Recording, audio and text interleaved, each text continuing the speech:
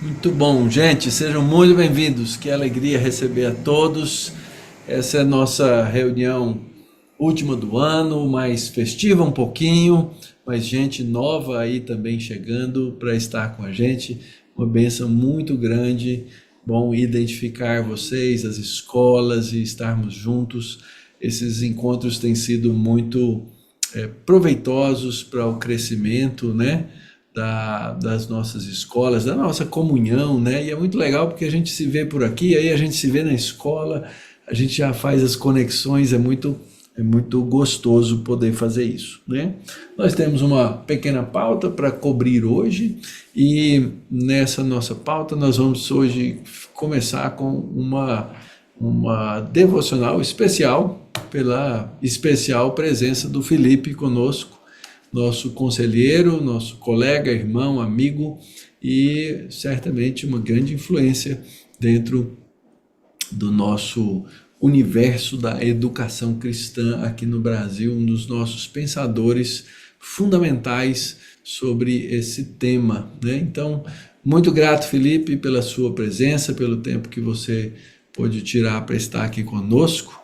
E eu vou passar então a palavra para o Felipe para ele nos trazer a devocional do nosso encontro de diretores no dia de hoje.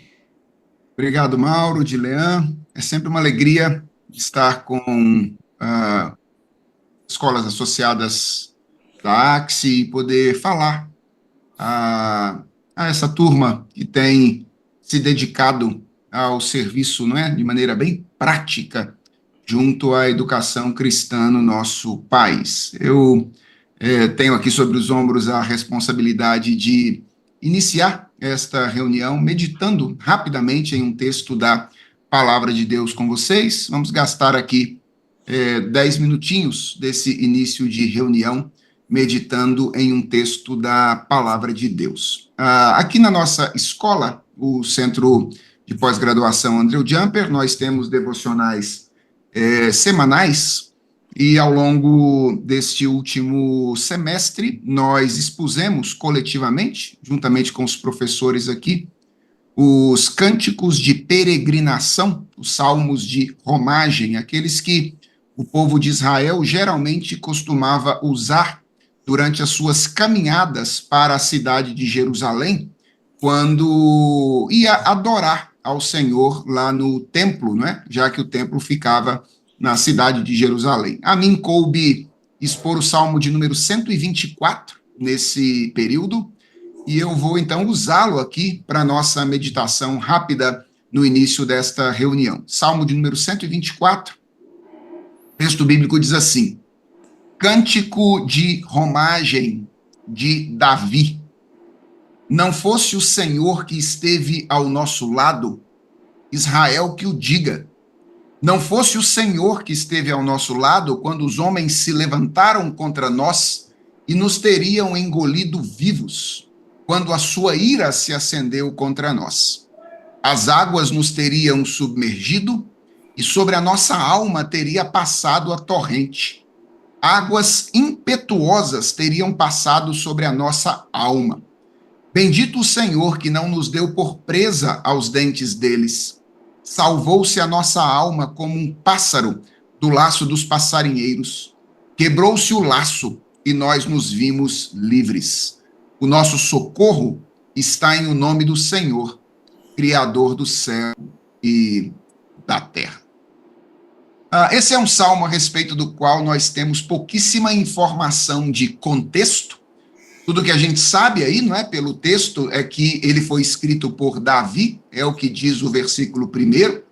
Os estudiosos divergem quanto à ocasião dele, então alguns imaginam que ele pudesse estar escrevendo, por exemplo, depois do enfrentamento do gigante Golias. Outros entendem que talvez o salmo tenha a ver com o livramento de alguma das perseguições que Davi sofreu, por exemplo, a perseguição por parte de Saul, ou então a perseguição por parte do seu filho Absalão, e isso por causa do tema do Salmo, não é, que é a proteção que o Senhor ofereceu ao autor dele, Davi, em uma ocasião específica. É possível que essas tenham sido aí as ocasiões em que o Salmo foi escrito, mas também é possível que Davi tenha escrito o Salmo meditando em algum outro livramento da história do povo de Israel. Por exemplo, o livramento do cativeiro egípcio. As imagens que Davi usa ali, por exemplo, imagens como a água, um afogamento, não é?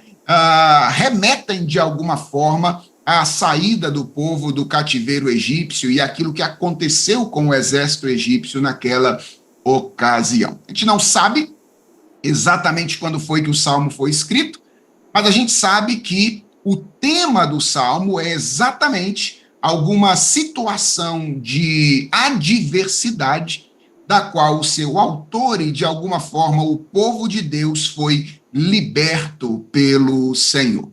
E o Salmo pode ser dividido em 3 grandes divisões. Então, se você der uma olhadinha aí no texto, na tela do seu computador, ou talvez no seu celular, se você tiver uma Bíblia aí ao seu lado, também pode ser útil.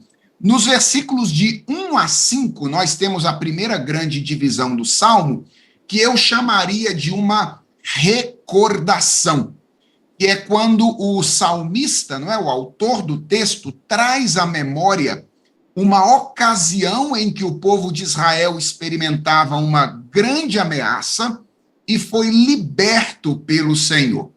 E chama a minha atenção, irmãos, a maneira como o autor do texto descreve esta ocasião, procurando envolver o leitor não apenas intelectualmente, mas também afetivamente, por meio de uma linguagem dramática. O texto é uma poesia, né? E vocês sabem que poesias são escritas não apenas para a nossa mente, mas também para o nosso coração. E é por isso que o autor ele usa algumas figuras ou algumas estratégias poéticas exatamente para tocar o coração daquele que está lendo o texto, quem sabe, pela primeira vez. Então, nos versículos 1 e 2, por exemplo, a gente tem uma estratégia poética que a gente chama de anáfora, que é quando você tem uma repetição da mesma palavra ou da mesma expressão para enfatizar alguma coisa. Então, se você prestou atenção aí na leitura, você percebeu que o texto começa com: não fosse o Senhor que esteve ao nosso lado, Israel que o diga. Não fosse o Senhor que esteve ao nosso lado quando os homens se levantaram contra nós e nos teriam engolido vivos. Então, essa repetição no início do Salmo está aí exatamente para enfatizar a condição na qual o povo se encontrava quando esse livramento da parte de Deus aconteceu.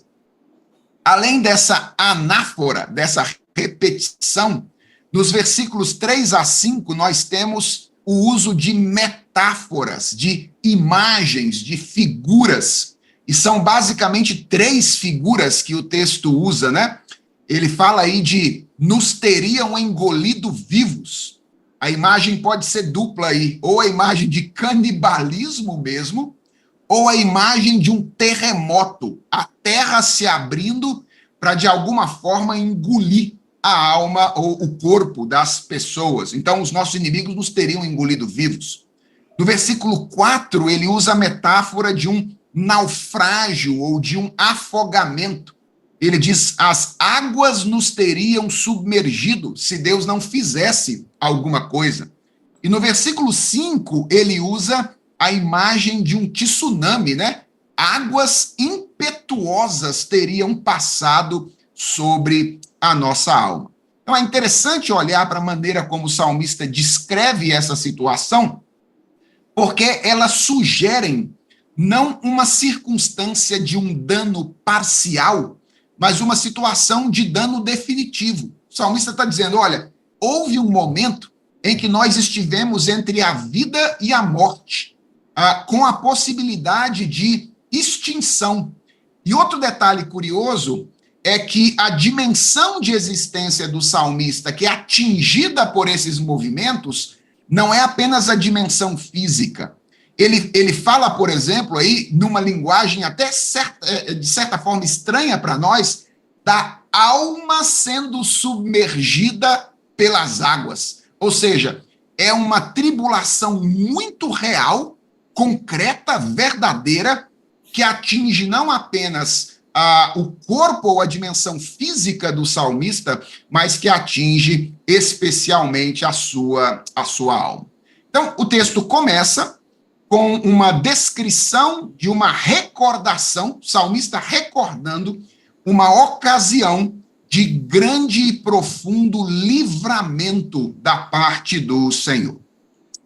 Na segunda divisão, versículos 6 e 7, a gente tem uma divisão muito semelhante à primeira. Se você ler depois os versículos 6 e 7, você vai perceber que a gente tem ali, estruturalmente falando, um texto muito parecido com os versículos de 1 a 5. É como se o salmista estivesse repetindo novamente aquilo que aconteceu e esse livramento da parte de Deus, mas existe uma diferença básica que é extremamente importante. É que enquanto na divisão anterior a gente tem uma recordação, reparem que nos versículos 6 e 7 a gente tem uma celebração.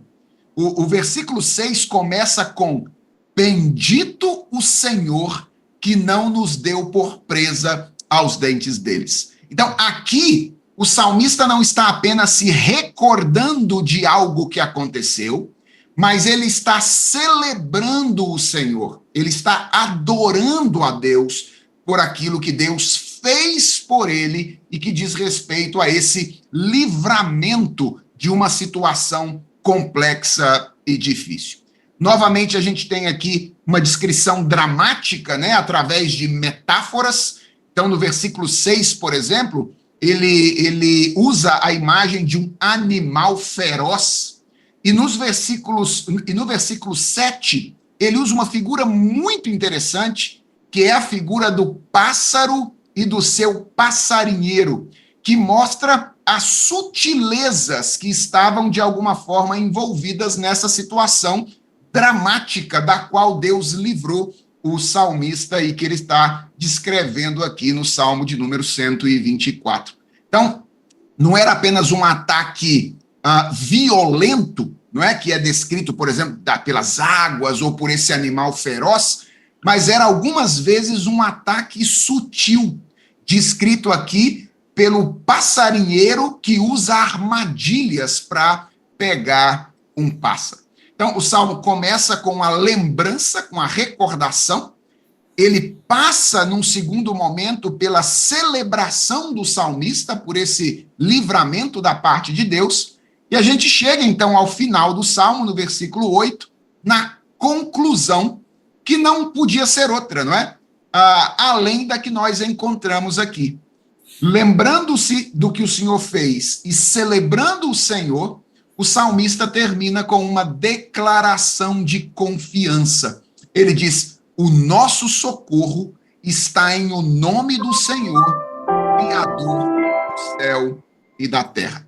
Então, depois de recordar e depois de celebrar, o salmista termina declarando que a segurança do povo de Deus, a sua esperança ou a sua estabilidade estava no Senhor. A quem ele identifica aqui com uma expressão, não é, que indica por que Deus é digno de confiança. Ele é o Criador do céu e da terra. Ou seja, ele possui autoridade e poder sobre todas as coisas, ele possui direito e força para governar sobre elas e encaminhar todas as coisas conforme lhe apraz. Então, esse é o Salmo de número 124.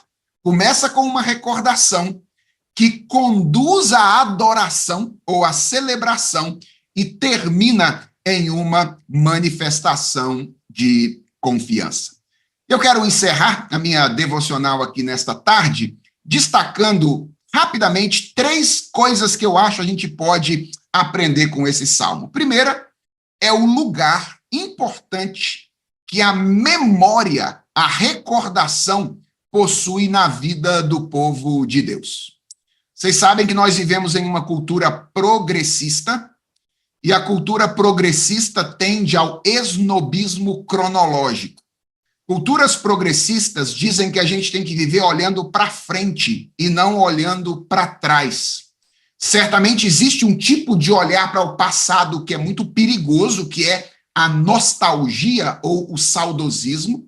Então, a gente não vive só de olhar para trás, nós que somos cristãos, a gente também olha para frente, aliás, afinal, nós aguardamos o retorno do nosso Senhor Jesus Cristo. Mas o que eu quero que vocês percebam é que há um tipo de relação com o passado que é essencial para o cristão. E que relação é essa? É a memória ou a gratidão. A gente precisa aprender a olhar para trás, e o fim de ano é um momento oportuno para isso, para recordar aquilo que Deus fez, porque isso tem um impacto significativo para a nossa vida como cristãos. Quando nós entramos aqui, não sei se vocês perceberam, estava tocando aí o hino, não é? Conta as bênçãos, dize quantas são, recebidas da divina mão. Vem dizê-las todas de uma vez e verá surpreso o quanto Deus já fez. Então, essa é a primeira lição importante, o lugar que a memória, a recordação tem na vida do povo de Deus. A segunda lição importante é que existem duas respostas às quais a recordação deve nos estimular. E essas respostas são adoração e confiança. Perceberam isso na estrutura do Salmo? O salmista recorda o que Deus fez e isso o conduz à adoração e à confiança. Quando a gente se esquece de lembrar o que Deus fez por nós, geralmente nós somos encaminhados à reclamação, murmuração e incredulidade. A memória do que Deus fez, a lembrança dos feitos do Senhor, substitui nos nossos lábios reclamação por adoração e no nosso coração incredulidade por confiança. Por que é importantíssimo olhar para trás e relembrar o que Deus fez? Ora, porque a memória dos feitos do Senhor nos conduz à adoração e à confiança. E há uma última coisa que eu quero compartilhar com vocês nessa tarde. É que esse texto nos ensina que Deus é o libertador do seu povo. Esse é o tema teológico do Salmo de número 124 e, sem dúvidas, é a principal lição que nós encontramos aqui. Esse é o feito do Senhor que o salmista nos chama a lembrar. Que feito é esse? Quando tudo estava perdido e nós éramos presa fácil para o nosso inimigo, Deus se fez presente e Deus nos libertou. E, obviamente, que essa verdade que aqui de alguma forma, ainda aponta para frente, nós vimos se cumprir na pessoa do nosso Senhor e Salvador Jesus Cristo, que é o meio através do qual nós recebemos o livramento principal, ou do nosso principal inimigo, que era o nosso próprio pecado. E a lembrança de que Deus esteve disposto a enviar o seu Filho para nos livrar do nosso principal inimigo é o estímulo e a certeza de que ele haverá de nos livrar daqueles que são inimigos periféricos da nossa experiência que nós enfrentamos ao longo do nosso serviço ao Senhor. Então, além de aprender que a memória é importante, que ela nos conduz a duas atitudes importantes, adoração e confiança, nós aprendemos neste salmo que Deus é o nosso libertador. Não importa quantos inimigos se levantem contra o povo do Senhor ao longo da sua história, e nós que trabalhamos com educação cristã sabemos como é que muitos inimigos se levantam contra nós.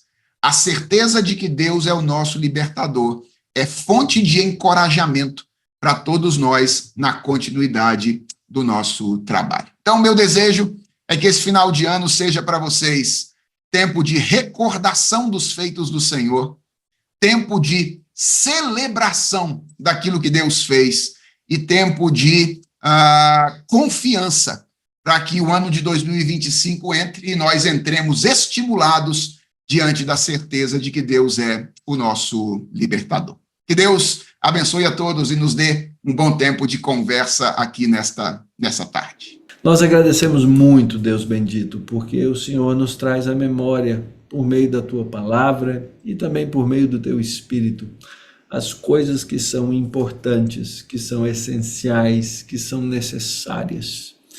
E, em primeiro lugar, ó Deus, nós queremos Te pedir que o Senhor não nos permita sermos engolidos pelo urgente, que certamente muitas vezes vem sobre nós, nos fazendo não perceber o que é importante e necessário. Muito obrigado, ó Pai, porque nós podemos olhar para o ano que passou, para esse ano de 2024, que está chegando mais para o seu fim, e perceber que se não fosse o Senhor ao nosso lado, nós teríamos sido engolidos por inimigos, vários deles, ó Deus, vários tipos, seja o nosso próprio pecado, seja o inimigo das nossas almas, seja, ó Deus, o maligno do qual nós sabemos o Senhor nos livra. Muito obrigado por isso, ó Pai.